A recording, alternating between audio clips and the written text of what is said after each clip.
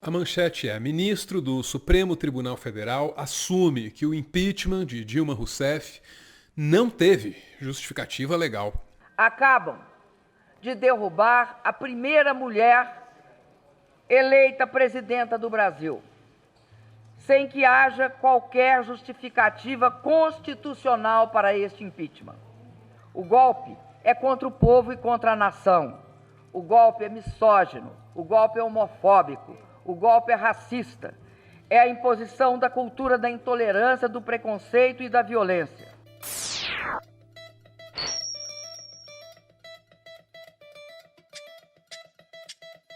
Nas últimas semanas, o Brasil tem ganhado muito incentivo para revisitar os fatos de 2016. Eu estou falando do impeachment da presidenta Dilma Rousseff. No finalzinho de janeiro, em uma entrevista, Lula precisou responder se traria Dilma para um eventual novo governo dele. Disse, com tanto jeito quanto possível, que não.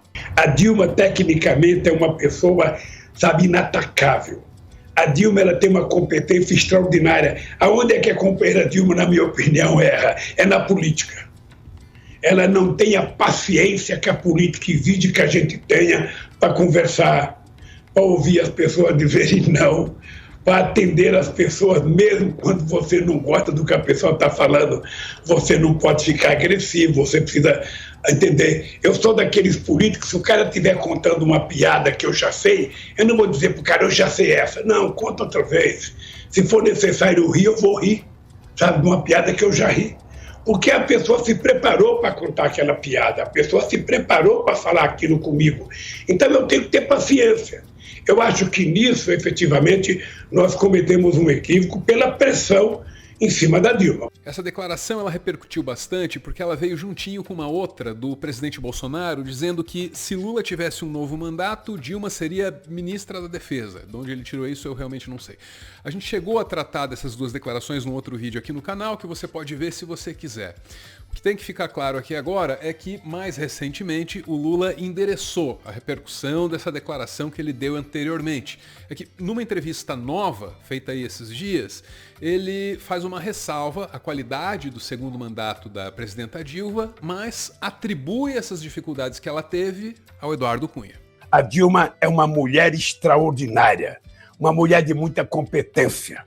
Ela não conseguiu fazer um segundo mandato na qualidade que a gente esperava, porque o PMDB elegeu Eduardo Cunha de presidente da Câmara para não permitir que a Dilma fizesse as coisas que tinham que fazer. Pode ficar tranquilo que a gente vai falar do Eduardo Cunha mais tarde. Por hora, ouça aí o Lula citar alguns indicadores na tentativa dele de demonstrar que tudo ia bem no governo Dilma, até que alguma coisa muito estranha assim começasse a acontecer na Câmara dos Deputados. É importante as pessoas lembrarem que em dezembro de 2014, no fim do mandato da Dilma, do primeiro mandato, o Brasil só tinha 4% de desemprego, o menor desemprego da história do Brasil. A Dilma, todo ano, como eu fazia, aumentou o salário mínimo nesse país. Agora, como é que nós estamos vivendo? No meu tempo, 90% dos acordos salariais eram feitos com ganhos acima da inflação. Hoje, quase que 80% é feito com os trabalhadores não ganhando sequer a inflação. Você sabe o preço da inflação, sobretudo para o povo trabalhador, para a classe mais pobre da população. Então, a Dilma, para mim, é um motivo de orgulho. A Dilma é um motivo de orgulho. Aí depois de listar esses dados todos, o Lula volta a elogiar a Dilma, reforça que ela foi vítima de uma conspiração e diz que alguém estaria tentando criar uma intriga entre ele e ela, entre Lula e Dilma, entre duas das principais lideranças do PT. Eu acho que a Dilma foi vítima do Congresso Nacional. A Dilma foi vítima, na minha opinião, de uma conspiração para dar um golpe e não permitir que o Lula voltasse a presidente da República. Mas ninguém vai me intrigar com a Dilma, porque eu reconheço na Dilma uma mulher de extraordinária qualidade, de muito caráter, de muita competência ética e uma mulher de muita competência técnica para governar qualquer país. Só isso já seria o suficiente para colocar o impeachment de volta no noticiário, mas tem mais. Motivo real de impeachment de Dilma foi falta de apoio, não pedaladas, afirma Barroso. E vamos direto para Mônica Bergamo, onde a gente vai descobrir que é o ministro do Supremo Tribunal Federal, o Barroso, quem está dizendo isso aí, e a revelação entre aspas, está sendo feita num artigo ainda a ser publicado, no texto da Mônica Bergamo. O ministro do STF, o Supremo Tribunal Federal, Luiz Roberto Barroso, escreveu num artigo para a edição de estreia da revista do Centro Brasileiro de Relações Internacionais que o motivo real para o impeachment da presidente Dilma foi a falta de apoio político, não as pedaladas. A justificativa formal foram as denominadas pedaladas fiscais, violação de normas orçamentárias, embora o motivo real tenha sido a perda de sustentação política. A revista, que tem o artigo do Barroso, sai só no dia 10 de fevereiro. Aí a coisa pode voltar a repercutir conforme o que ele escreveu lá. Vamos esperar para ver. Por enquanto, o que a gente tem já é mais do que o suficiente. É um membro da Suprema Corte dizendo que a lei pode ser escanteada, a lei pode ser deixada de lado conforme as conveniências políticas. Não tem outro jeito de compreender o que o cara disse, pô. Na sequência do texto, ainda inédito, Barroso comparou o quadro com o vivido pelo ex-presidente Michel Temer, que sucedeu a petista.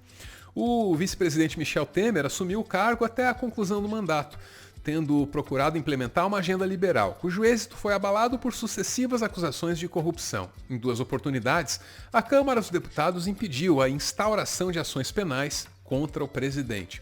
O que o Barroso está dizendo não é, ou não deveria ser, uma novidade para ninguém que acompanha o noticiário. A novidade mesmo é ouvir isso saindo da boca de um membro da Suprema Corte, porque, assim, no período do impeachment já havia uma dissociação, uma cisão, uma separação muito clara entre os campos da comunicação e do direito. O que eu estou querendo dizer? É que na comunicação, na mídia, as razões para tirar a Dilma do poder eram algumas lá. Já no direito, eram outras razões. Quando você olhasse para a mídia, a razão para tirar a Dilma Rousseff seria a corrupção, ou segundo Sérgio Moro, corrupção.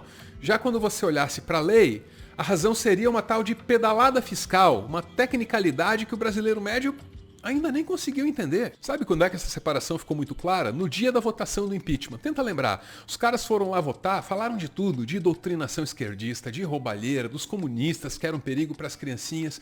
Teve gente falando dos filhos e da mamãezinha.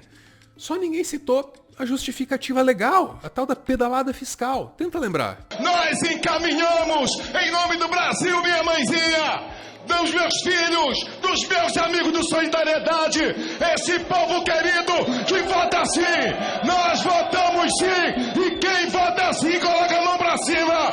Coloca a mão pra cima. E aqui nós chegamos ao Eduardo Cunha, o cara que tocou todo esse processo, que presidiu aquela sessão deprimente lá da Câmara dos Deputados. Deputado Eduardo Cunha, PMDB do Rio de Janeiro, como vota? Que Deus tenha misericórdia dessa nação. Voto sim. Eu nem preciso voltar a mencionar a célebre frase, um grande acordo nacional, com o Supremo, com tudo. Para que esse acordo fosse mantido, algumas figuras precisaram ser poupadas, ao menos temporariamente, para que cumprissem o seu papel. O Eduardo Cunha certamente foi uma delas, né? Todos sabiam dos podres do cara, só que muitos preferiram ignorar esses podres até que chegasse a hora. E uma das perguntas que pairam por aí até hoje é: será que o Supremo, no meio desse acordão aí, não colaborou para aliviar a barra do Eduardo Cunha, para que ele cumprisse lá a missão dele? Porque enrolado o cara tava, né? O Cunha ficou onde ele precisava ficar por tempo suficiente para fazer o que ele precisava fazer. E o que ele fez não foi banal. Até o Barroso reconhece. Portanto, não se deve ver como banal impeachment, não se deve ver como banal cassação de chapa. O que se deve ver como banal é eleições limpas, com a população escolhendo os seus governantes, mantendo-os se estiver satisfeita e retirando-os se não estiver satisfeita. Tem uma frase de um cientista político americano, Stephen Holmes, em que ele diz: a democracia é feita de promessas, decepções e da administração da decepção. E aqui a lógica do Barroso começa a ficar mais clara, né? Impeachment não é banal, ok, mas tem que acontecer se a esfera política assim desejar. Não há nada que o judiciário possa fazer, ainda que o impeachment não tenha justificativa legal. Ele já disse que a justiça tem que ter alguma parcimônia, deixando a política fazer o que a política quer fazer. Na ocasião ele estava falando da justiça eleitoral em específico, mas aí com essa declaração mais recente a gente pode generalizar e perceber que a coisa vale para o judiciário como um todo, né? A justiça eleitoral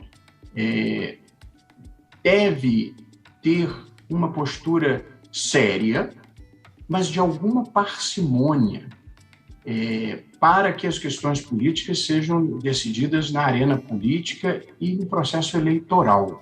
E é por isso que eu digo e repito, no labirinto da política, a lei é só uma bússola, frequentemente ignorada.